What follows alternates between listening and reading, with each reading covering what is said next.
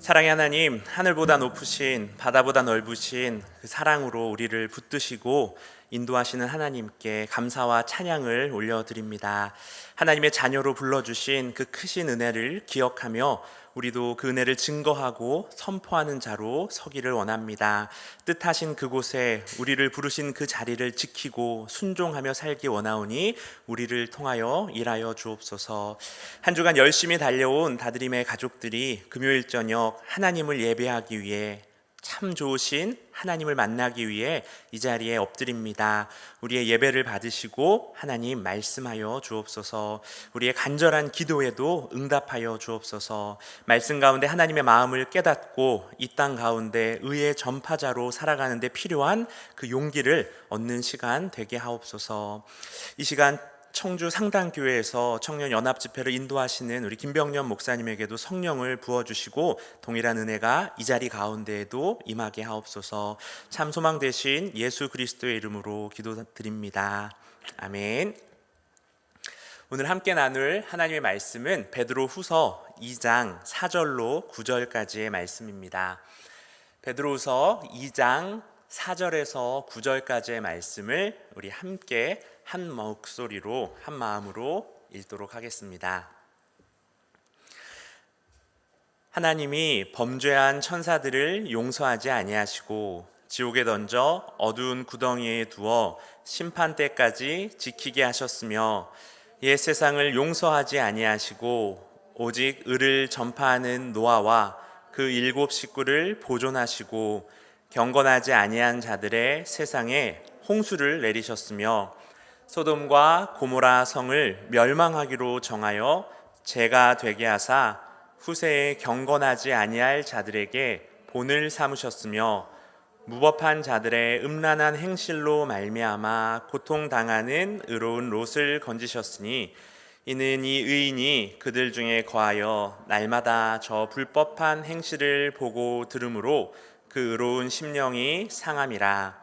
주께서 경건한 자는 시험에서 건지실 줄 아시고 불의한 자는 형벌 아래에 두어 심판날까지 지키시며. 아멘. 할렐루야. 항상 이렇게 처음에 제가 할렐루야를 할 때마다 꼭 예배를 다 한 2시간 들으신 것처럼 이렇게 반응하셔가지고 이제 심찬 목소리로 아멘을 한번 외쳐보겠습니다. 할렐루야. 네, 오늘 벌써 9월의 마지막 날이고 또 마지막 밤이 찾아왔습니다. 이 멋진 가을 하늘이 저번 주 그리고 또 이번 주를 수놓고 있는데 어떻게 하늘을 마음껏 만끽하고 계신가요? 어제 오늘은 좀 미세먼지가 좀 많긴 했지만 아침부터 또 저녁 노을까지 이어지는 이 하늘이 그려주는 그림을 보느라고 저는 목이 아플 정도로 하늘을 요즘 많이 보고 사진을 찍고 있습니다. 얼마 안 남은 이 가을 하늘을 여러분들도 마음껏 누리시기를 바라고요. 또 일교차도 얼마나 커졌는지 이제 아침 저녁으로는 반팔은 못 입겠더라고요. 우리 다드림 모든 가족들이 감기 걸리시지 않고 건강하고 튼튼하게 이 환절기를 지나가시기를 바랍니다. 오늘 함께 예배드리는 옆에 있는 성도님들과 함께 같이 인사하겠습니다. 우리 멋진 가을입니다. 우리 말씀의 열매를 맺는 가을 됩시다. 너무 길죠? 네, 저도 쓰면서 이걸 과연 하실 수 있을까 생각을 했습니다. 초등학교 1학년을 지내고 있는 저희 아들하고 제가 자기 전에 어린이 매일 성경과 함께 요즘 매일 루틴처럼 하는 게 생겼는데요. 바로 한 방송사에서 하고 있는 역사 예능 혹시 벌거벗은 세계사라고 들어보셨나요? 들어보셨군요. 저도 얼마 전에 알아가지고 유튜브에 보니까 이게 20-30분 요약본이 잘 올라와 있더라고요. 그래서 요즘 하루에 하나씩 잘 챙겨보고 있습니다. 전염병의 여러 역사들, 또 이 땅에서 벌어졌던 안타까웠던 청일 전쟁이라든지 월남전, 2차 세계대전, 그리고 지금 러시아와 우크라이나 사이에서 벌어지고 있는 전쟁 등 우리가 어렴풋이 알았던 그런 역사적인 사건들을 자세하게 또 재미있게 풀어서 설명해 주다 보니까 아빠와 아들이 한마음이 되어서 함께 매일 잘 보고 있습니다. 그리고 그것을 가지고 이야기도 같이 나누니까 참 좋더라고요. 제가 하늘도 좋아하는 이 하늘 덕후인데 역사도 참 좋아합니다. 근데 제가 3년 전에 4년 전에 다드림에 와 보니까 저랑은 비교할 수 없는 진성 역사 덕후가 저희 교육자실에 계시더라고요. 이 역사로 박사학위까지 받으신 우리 이정민 목사님이라고 쓰고 우리 교수님이라고 읽는 분이 저희 사무실에서 함께 계셔가지고 같이 사역하는 영광을 누리고 있습니다. 여러분, 우리 11월 달에 이정민 목사님하고 전주 군산 그 1박 2일 무려 주일을 껴서 가는 그 일정 광고 보셨죠? 여러분 많이들 신청하셔서 가시면 너무 좋은 게 정말 걸어 다니는 역사 네이버시거든요. 제가 작년에 동구릉을 같이 한번 가봤었는데 무슨 왕과 왕비가 살아 일어나더라고요. 같이 다니니까 이 길이 무엇인지, 저 왕비의 뒷이야기가 무엇인지, 왜 여기 묻혔고 저기 묻히지 않았는지, 이런 것들을 뭐 쉼 없이 이렇게 이야기를 해주시니까 이미 와봤던 것도 아주 새롭게 변하는 귀한 역사가 있습니다. 우리 11월 달 전주 군산 역사 탐방에 많이들 참여해 주시기를. 광고하려는 건 아니었는데 우리 목사님이 역사 덕후신데 역사 이야기가 나왔으니까 우리 또 하나 더 광고를 하자면은 다음 주부터 여러분 10월 한 달간 4주간 동안 우리 저희 금요 기도회가 30분이 땡겨집니다. 8시 반이 아니라 8시에 열리게 됩니다. 저 뒤에 포스터 보셨죠? 이 양진일 목사님을 모시고 저희 종교개혁 기념주일 특강으로서 금요일 동안 4번의 금요일 동안에 나의 어머니 나의 교회라는 주제를 가지고 우리 한국교회의 발자취를 더듬어 보면서 오늘을 사는 우리에게 주는 도전들을 같이 배우고 또 기도하는 시간을 갖고자 하니까요. 시간 잊지 마시고 또 꼭 기억하셔가지고 이 자리를 꽉꽉 채워주시기를 소망을 합니다. 이렇게 왜 과거 이야기를 하느냐? 이 과거는 이 역사, 과거의 역사는 이 오늘을 비추는 거울이라는 말을 많이 하죠. 우리보다 앞서 살았던 인물들을 또 벌어졌던 사건들을 통하여서 우리는 많은 통찰력을 얻게 됩니다. 사도 베드로 역시 오늘 본문을 보면은 구약 역사에서 일어났었던 여러 사건들을 통하여서 우리에게 교훈을 던져주고 있습니다. 교회에 은밀히 들어와서 이 복음의 진리를 왜곡하고 있었던 거짓 교사들에 대하여서 베드로서 2장 3절에 보면은 마지막에 이렇게 선포를 합니다. 그들의 심판은 옛적부터 지체하지 아니하며 그들의 멸망은 잠들지 아니하느리라고 기록합니다. 이 거짓 교사들에게 심판이 신속하게 임할 것이라고 했는데 베드로는 그 말이 역사에서 어떻게 이루어졌는지를 역사의 증거들을 통하여서 우리들에게 증명하고자 합니다. 미래의 심판과 형벌을 믿지 않는 사람들에게 하나님이 어떻게 과거 속에서 악을 심판하셨는지를 이 3가지의 예를 통하여서 설명을 하는데, 첫 번째가 우리 창세기 6장에 나오는 타락한 천사들, 범죄한 천사들의 이야기를 통하여서, 또 노아의 홍수의 그 사람들의 이야기를 통하여서, 또 마지막 창세기 19장에 나왔는 잘 아시는 소돔과 고모라 성의 이야기를 통하여서 우리를 깨우쳐 줍니다. 어떻게 보면은 오늘 말씀은 재판정에서 제시하는 꼭 판례와도 같습니다. 재판장님, 이것 보십시오. 예전에 이 유사한 사건들에게서 이러한 판결이 동일하게 내려졌습니다. 그렇다면 본 사건에서도 이에 준하는 합당한 판결을 내리시는 게 마땅하지 않겠습니까? 라고 베드로가 재판장 되시는 하나님께 외치는 소리 같습니다. 우리 오늘 4절부터 9절까지 이어지는 그 판례들을 한번 같이 살펴보도록 하겠습니다. 4절 말씀을 우리 새번역 성경으로 함께 같이 읽어볼 텐데요. 자막을 보시면서 4절 말씀을 다시 읽어보겠습니다. 하나님께서는 죄를 지은 천사들을 아끼지 않으시고 어두움 속에 있게 하셨습니다. 아멘.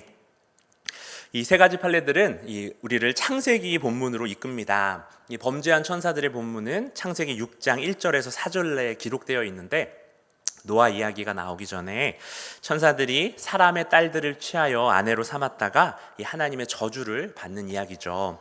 이 4절, 오늘 읽었던 베드로후서 2장 4절과 꼭 함께 같이 읽어야 될 본문이 유다서 6절의 말씀입니다. 여러분, 유다서 참 우리가 많이 읽지도 않고 설교 본문 가운데 잘 등장하지도 않는 말씀인 이 유다서, 예수님의 형제인 유다가 쓴 유다서는 베드로후서와 같이 이 교회 안에 몰래 숨어 들어온 거짓 교사들을 고발하는 편지인데요.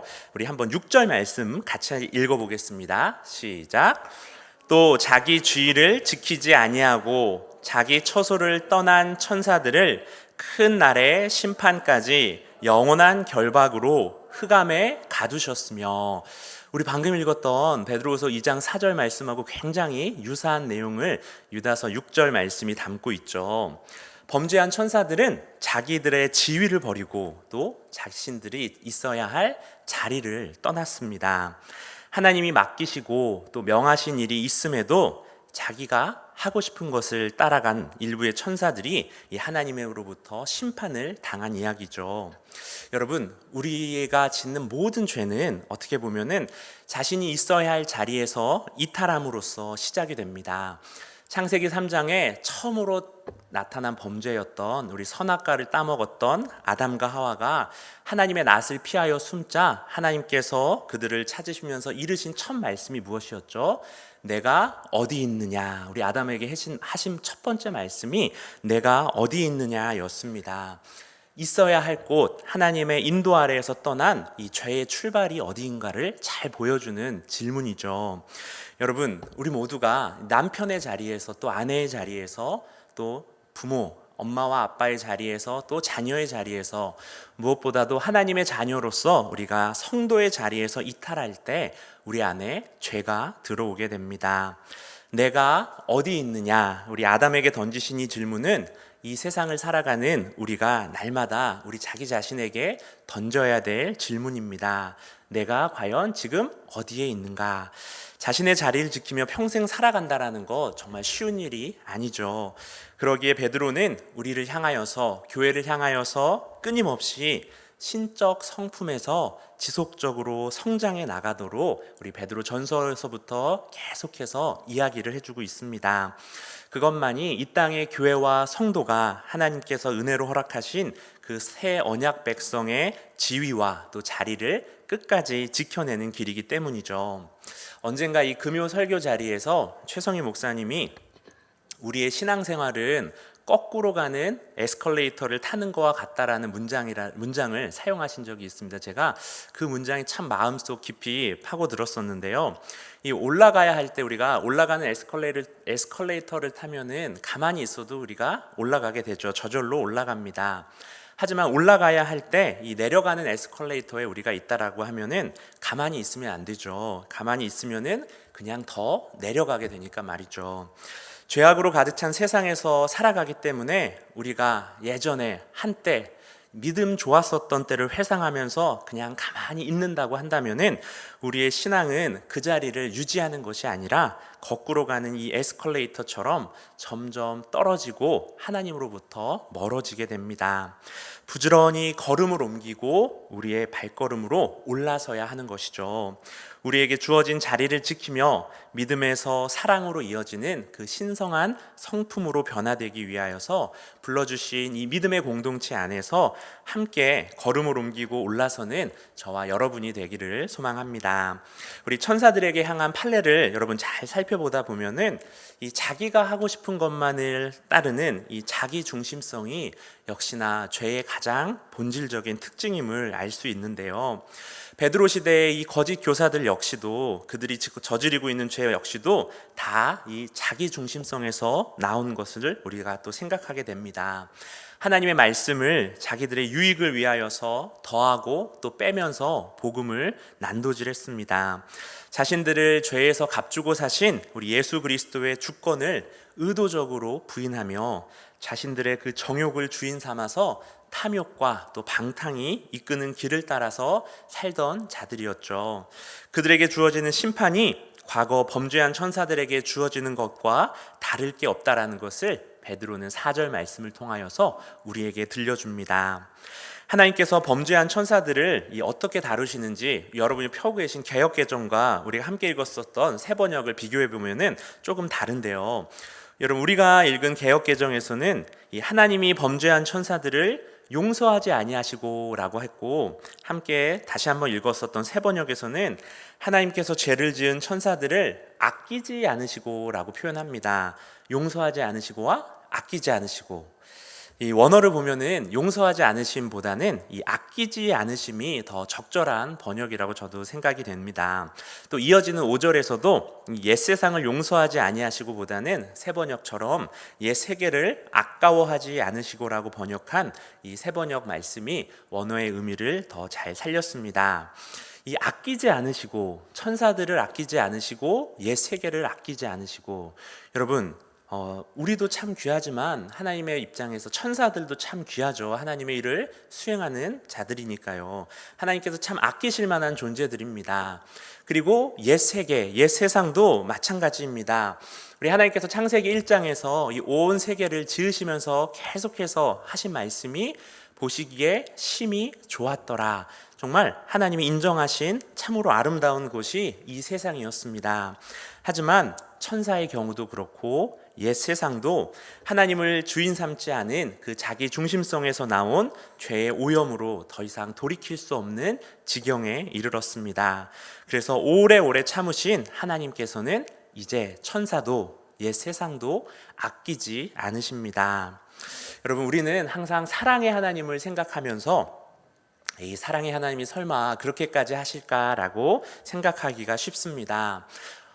아이들에게 하나님을 물어보면은 인상 좋은 백발의 할아버지가 허허허허 너털 웃음을 지으시면서 자신들을 안아주는 모습들을 아이들이 많이 생각을 하는데, 그것처럼 그런 마음씨 좋은 할아버지 같은 하나님이 이번에도 그냥 넘어가 주시겠지 하면서 생각하기 쉽지만, 베드로가 열거하는 이 구약의 판례들은 우리의 상상을 여지없이 깨버립니다.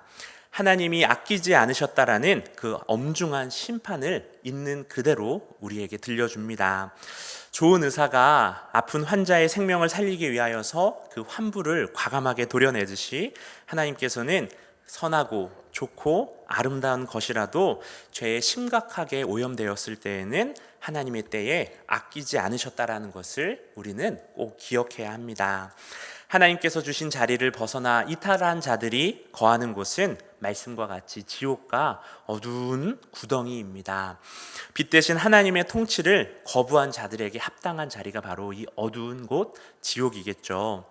그런데 4절의 마지막 단어가 저에게는 참 역설적으로 다가왔습니다. 심판 때까지 지키게 하셨으며. 여러분, 우리가 일반적으로 하나님이 우리를 지키신다라고 표현을 할 때는 참으로 은혜가 넘치고 감사한 표현이죠. 하나님이 우리를 지키신다. 그런데 베드로가 보낸 이 두 번째 편지에 보면은 그것의 의미가 조금 달라집니다. 우리가 알고 있는 지키신다는 베드로전서 1장 5절에 너희는 말세에 나타내기로 예비하신 구원을 얻기 위하여 믿음으로 말미암아 하나님의 능력으로 보호하심을 받았느니라. 우리가 생각하는 지키심과 보호하심은 바로 이런 것이죠. 성도들에게 함께함을 약속해 주신 바로 하나님의 능력입니다. 세상의 시험과 고난 속에서 하나님의 자녀가 누리는 큰 특권이 바로 하나님의 지키심인데, 역설적이게도 이 범죄한 천사들도 그리고 거짓 교사들 역시도 하나님의 이 지키심을 입는다고 우리 베드로후서 2장 4절은 말합니다. 우리에게 임하는 지키심은 목자 대신 예수 그리스도께서 양 같은 우리를 이 늑대 같은 세상 속에서 사랑으로 지키시는 것인데 반해, 정반대로 이 지키심은 감옥에서 간수들이 죄수들을 지킨다는 것이 바로 이것의 의미겠죠. 왜요? 확실하게 예정된 심판을 그들에게 임하게 하기 위하여서 하나님께서 지키십니다. 한쪽은 구원으로 지키심을 누리고, 다른 쪽은 종말의 심판을 기다리며 하나님의 지키심을 받는 그런 대비가 여러분 4절 말씀에서 느껴지시죠? 우리는 어떠한 하나님의 지키심 속에 거하면서 살아야 할까요? 베드로가 전해주는 두 번째 판례가 우리 5절 말씀에 이어집니다. 우리 5절도 세 번역으로 같이 읽어보도록 하겠습니다. 그는 또 옛 세계를 아까워하지 않으시고 경건하지 않은 자들의 세계를 홍수로 덮으셨습니다. 그 가족 7사람만을 살려주셨습니다. 아멘. 천사도 또 심히 좋았다라고, 보시기에 심히 좋았다라고 얘기했던 옛 세계도 아까워하지 않으신 우리 하나님께서 아끼신 것이 무엇인지를 알려줍니다. 바로 이 불경건한 세상 속에서 살아갔었던 경건한 자들을 하나님께서는 아끼셨습니다. 8명밖에 되지 않았던 소수이지만 경건한 그들은 온 세상, 이 불경건한 온 세상보다 하나님 앞에 있어서 가치가 있었던 주의 자녀들이었죠. 여러분, 경건한가, 경건하지 않은가가 우리의 구원을 결정짓는 하나님의 기준이라는 것을 우리는 깨닫게 됩니다. 구원받는 믿음이란 바로 경건의 열매가 맺어지는 것이죠. 믿음의 덕의 지식을, 지식의 절제를, 절제의 인내를, 인내의 경건을 이루어가는 그 신성한 성품, 신적 성품으로 변화되어 가는 성도가 바로 구원에 이르는 성도, 경건한 성도입니다. 그리고 그 경건한 자의 중요한 특징으로 오늘 말씀은 바로 의를 전파하고 정의를 부르짖는다라는 것을 알려주죠. 노아를 수식하는 표현이 바로 의의 전파자입니다. 성도의 경건함, 그리고 교회의 경건함이 여러분 우리의 구원만으로 그치지 않는다라는 것을 성경 말씀은 계속해서 이야기해 주고 있습니다. 우리의 경건함을 통하여서 하나님은 당신의 생명과 거룩하심, 무엇보다 구원의 그 복된 소식을 우리뿐만 아니라 우리를 통하여서 우리의 이웃과 이 온 피조 세계를 회복하고 또 보존하도록 사용하십니다. 계속해서 제가 말씀드리듯이 우리를 어두운 데서 불러내어서 그의 기이한 빛에 들어가게 하신 이유는 바로 그분의 아름다운 덕을 선포하기 위해서 저와 여러분을 부르셨습니다. 하나님의 심판이 시작되면은 그 누구도 피할 수 없습니다. 하나님은 죄를 범한 옛 세상을, 천사들을 아까워하지 않으셨습니다.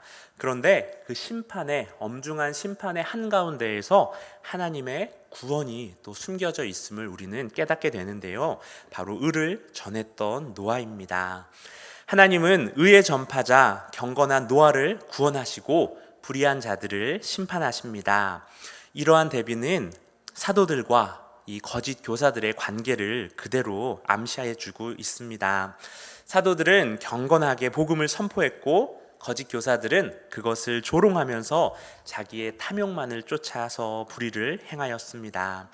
베드로는 거짓 교사들에게 심판이 반드시 임하고 복음을 듣고 회개하여서 경건에 이르는 자들에게는 하나님의 구원과 또 보호가 있을 것임을 거듭해서 확증하고 있습니다. 성도 여러분, 하나님의 관심은 의로운 자들의 구원에 있지 악한 자들의 멸망에 있지 않으십니다. 하나님이 악한 자들의 멸망을 기다리고 그것을 위하여서 살아가시는 것이 아니라 그 가운데 의로운 자들을 구원하시는 데에 목적이 있습니다. 120년의 방주를 짓는 동안 우리 의의 전파자 노아를 통하여서 그 수많은 사람들에게 수많은 기회, 돌아올 수 있는 기회가 선포되었지만 아무도 돌아오지 않았죠.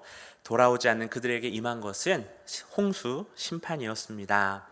악은 그 죄 때문에 멸망하는 것이 아니라 그 죄에서 돌이키지 않는, 회개하지 않는 완악함 때문에 죽음에 이릅니다. 그 완악함이 저와 여러분을 주장하지 않도록 자기 중심성이 아니라 하나님의 주인 되심을 우리가 날마다 겸손히 인정하며 이 생명의 길을 전파하는 자들로서는 우리 다드림 되기를 간절히 기도합니다. 우리 마지막 판례가 바로 소돔과 고모라 이야기 6절 7절 말씀인데요. 6절 7절 말씀 우리 같이 읽어보도록 하겠습니다. 소돔과 고모라 성을 멸망하기로 정하여 죄가 되게 하사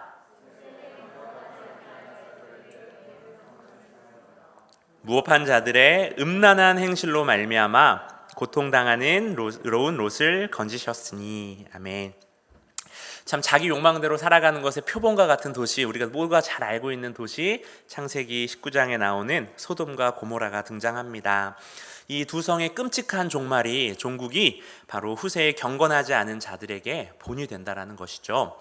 소돔과 고모라의 모습은 가난한 자들을 핍박하고 또한 나그네들을 성폭행하려 했었던 불의와 또 불법의 아주 장이었습니다.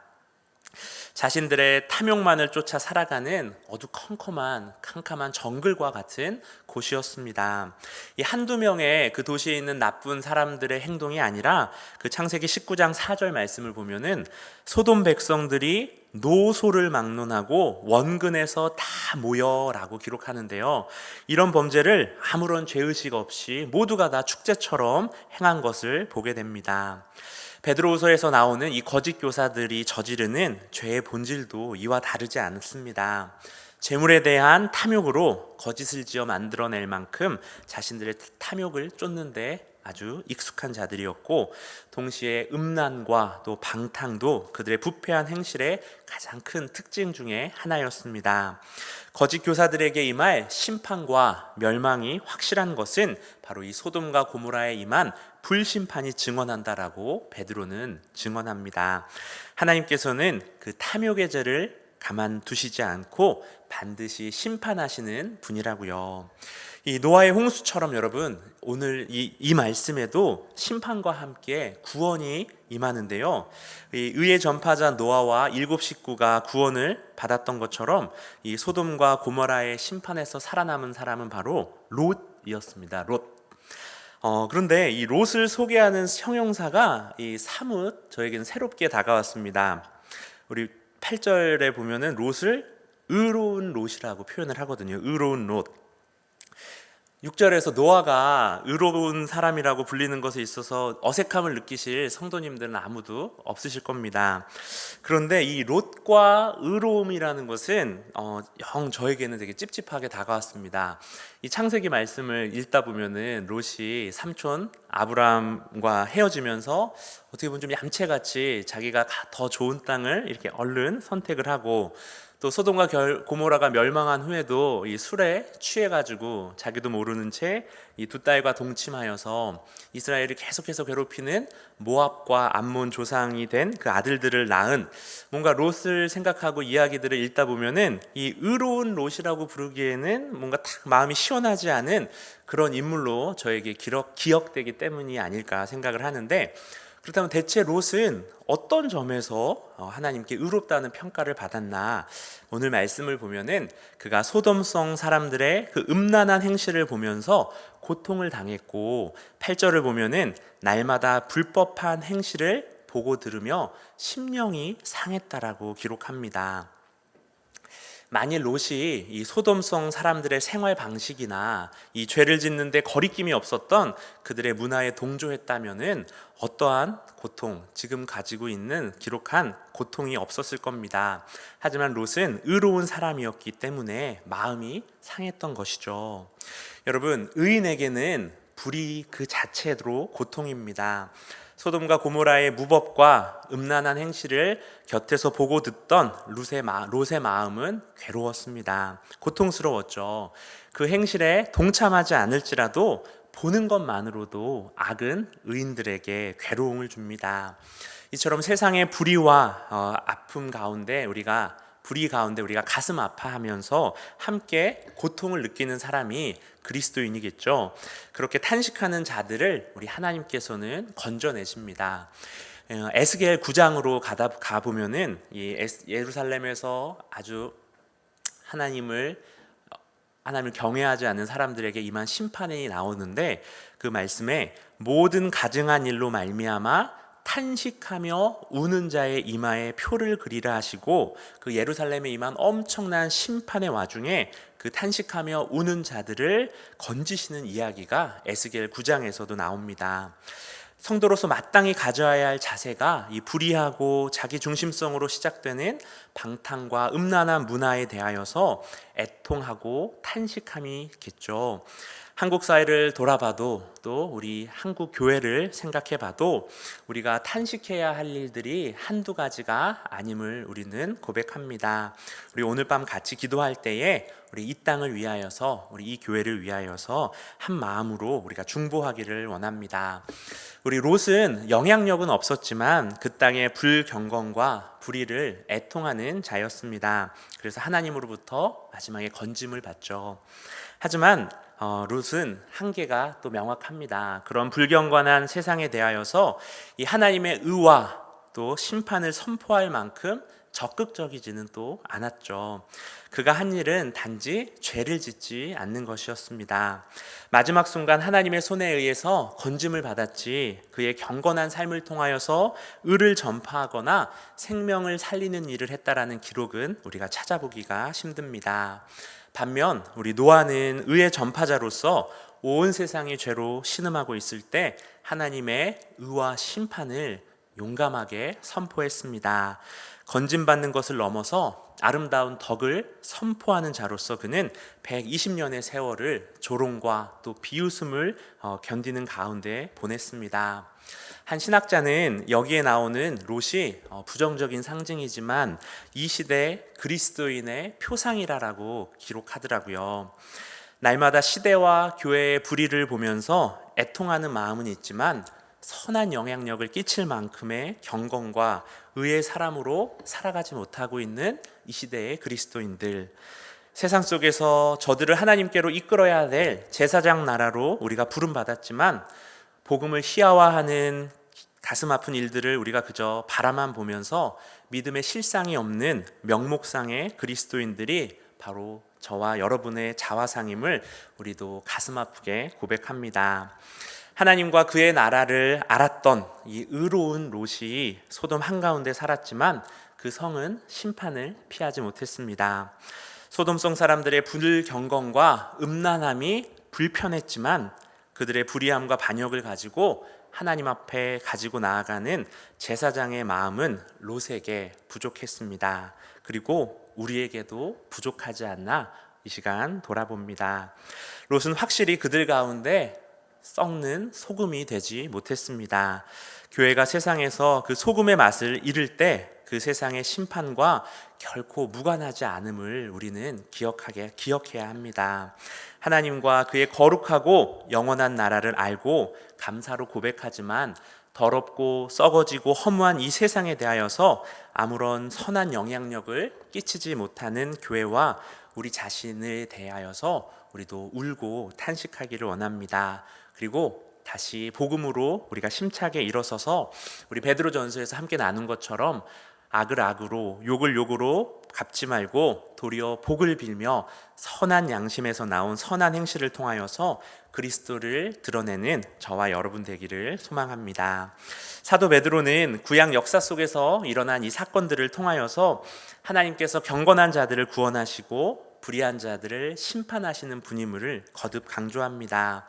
이것은 불의한 자들에게는 아주 무서운 경고인 동시에 의를 행하면서 살아가려는 자들에게는 한없는 격려가 되어줍니다. 악과 그 악을 따르는 무리들에 대하여서 이 하나님의 심판이 반드시 이루어진다라는 거, 범죄한 천사들이, 노아 시대에 그 패역했던 사람들이, 소돔과 고모라의 사람들, 또 구약의 그 여러 거짓 예언자들과 베드로후서의 거짓 교사들, 그리고 또 오늘날에도 교회 안에 들어와서 복음에서 벗어난 가르침으로 하나님의 이름을 농락하는 사람들에게까지 하나님의 심판은 이루어진다라는 것을 우리들에게 가르쳐 줍니다. 여러분, 하나님은 우리 각 사람을 너무나 잘 알고 계시며 우리가 겪는 모든 고난과 고통까지도 일일이 세고 계시는 분이십니다. 우리 기독교는 시련이 없는 삶을 보장하지 않죠. 우리 기독교는 하나님께서 우리가 그 시련을 통과하는 중에 저와 여러분과 함께 계실 것이고 또한 지키시고 그분이 정하신 때에 우리를 그 시련에서 구해낼 것을 보장합니다. 베드로 사도는 독자들을 그리고 또 2000년 후를 살아가는 저와 여러분을 하나님의 그 변치 않는 속성으로 오늘 이 말씀을 통하여서 위로하고 격려해 주고 있죠.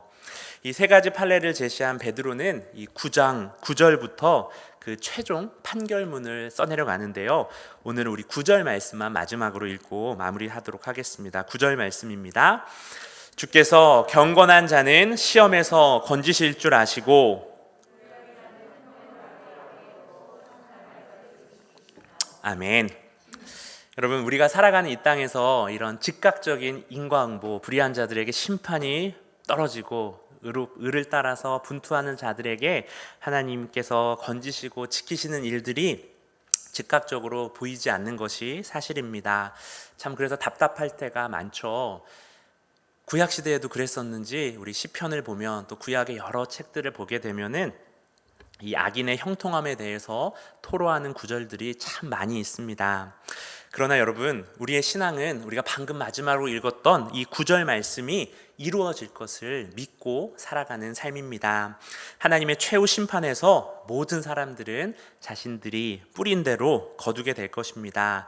그리고 그날까지 한쪽은 하나님께서 건지시고 다른 한쪽은 하나님께서 심판날까지 지키신다라는 것을 우리가 기억하기를 원합니다. 하나님께서 우리에게 초대하신 그 구원의 여정, 구원의 길에서 우리 노아와 같이 하나님과 동역하는 일에 쓰임받는 바로 의를 전파하고 경건함으로 이 땅을 우리가 만나는 사람들을 구원하는 일로 힘차게 나아가는 우리 다드림 되기를 주님의 이름으로 축원합니다. 우리 말씀을 생각하면서